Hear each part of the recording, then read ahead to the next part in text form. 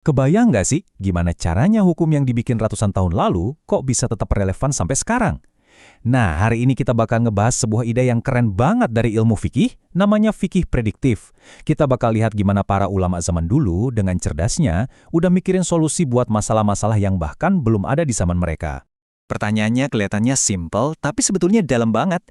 Di dunia yang serba ngebut kayak sekarang, penuh dengan teknologi canggih, apa iya teks-teks kuno itu masih ada tempatnya? Atau jangan-jangan ada sesuatu yang selama ini kita lewatkan?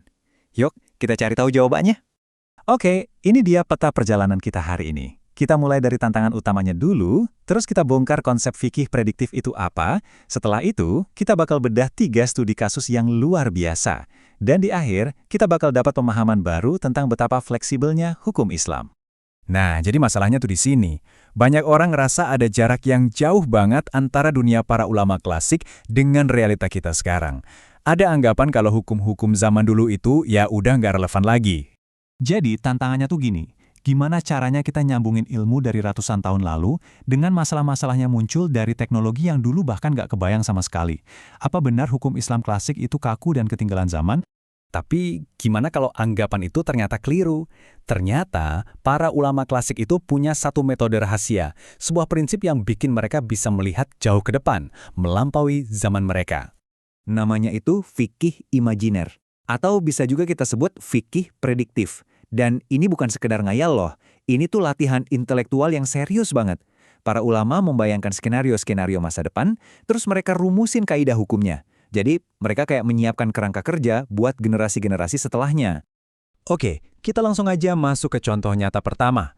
Kita bakal mundur ke abad ke-13, jauh sebelum ada mesin uap, apalagi pesawat terbang. Buat kenalan sama Imam Nawawi. Coba dibayangin rentang waktunya. Hampir 900 tahun. Di zaman Imam Nawawi, transportasi paling cepat itu ya kuda. Tapi imajinasi beliau udah melesat jauh, ngelewatin batasan teknologi yang ada di masanya. Dan disinilah letak kejeniusannya. Di kitabnya beliau nulis sebuah skenario hipotetis. Kalau ada orang bisa menempuh jarak berkilo-kilometer cuma dalam 1 jam. Bayangin deh, beliau mikirin kecepatan yang mustahil banget waktu itu, tapi jadi kenyataan buat kita sekarang yang naik pesawat atau kereta cepat. Nah, ini dia intinya. Sebuah fatwa dari 900 tahun lalu ternyata jadi jawaban langsung buat kita para pelancong modern. Ini ngebuktiin kalau hukum itu nggak terikat sama teknologi, tapi sama prinsip universal di baliknya. Keren banget kan? Oke, lanjut ke studi kasus kedua yang relevan banget buat kita setiap tahun. Nentuin awal Ramadan. Ini tuh kayak pertarungan klasik antara tradisi dan sains, antara melihat langsung dengan mata dan perhitungan astronomis. Jadi, metodenya itu ada 2. Pertama ada hisab, yaitu perhitungan astronomi yang hasilnya dianggap pasti atau qot'i. Ibaratnya kayak jawaban matematika deh. Terus ada ru'yat, yaitu melihat bulan secara langsung, yang sifatnya perkiraan atau dhonni, lebih mirip ramalan cuaca. Nah, pertanyaannya, mana yang lebih utama? Dan yang luar biasa, perdebatan ini tuh udah ada dari abad ke-14. Imam As-Subki berpendapat kalau hisab, yang datanya pasti, harusnya bisa mengalahkan ruqyat yang sifatnya cuma perkiraan.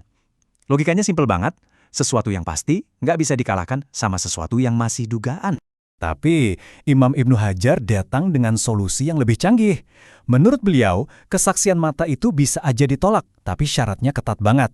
Pertama, para ahli astronomi harus setuju kalau perhitungannya itu definitif. Kedua, jumlah ahli yang bilang begitu harus banyak banget atau mutawatir, sampai nggak mungkin mereka semua sepakat buat bohong. Kalau 2 syarat ini terpenuhi, barulah kesaksian mata bisa dikesampingkan. Ini kan pendekatan berbasis bukti yang modern banget ya. Nah, buat studi kasus terakhir kita bakal lihat gimana sistem fikih itu punya mekanisme internal buat beradaptasi. Kadang-kadang, sebuah pendapat yang tadinya dianggap lemah atau minoritas justru bisa dipakai buat menjawab kebutuhan nyata di masyarakat. Tapi ini nggak bisa asal-asalan ya. Ada 3 syarat ketat.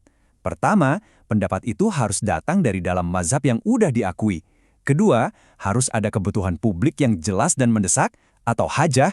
Dan ketiga, pendapat itu juga harus didukung oleh banyak ulama lain.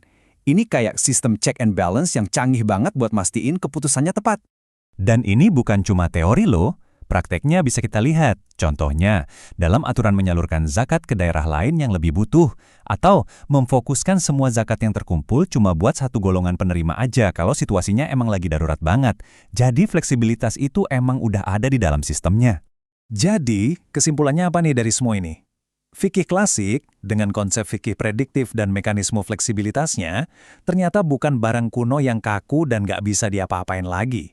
Justru, ini adalah sebuah sistem hukum yang hidup, dinamis, dan dirancang dengan pandangan yang jauh ke depan. Nah, ini jadi pertanyaan penutup buat kita semua. Kalau ulama 900 tahun yang lalu aja udah bisa ngebayangin dunia kita sekarang, kira-kira tantangan masa depan apa? Mulai dari soal kecerdasan buatan, sampai perjalanan antar planet yang lagi coba diantisipasi sama para pemikir hari ini buat anak cucu kita nanti. Sesuatu buat kita pikirin bareng-bareng.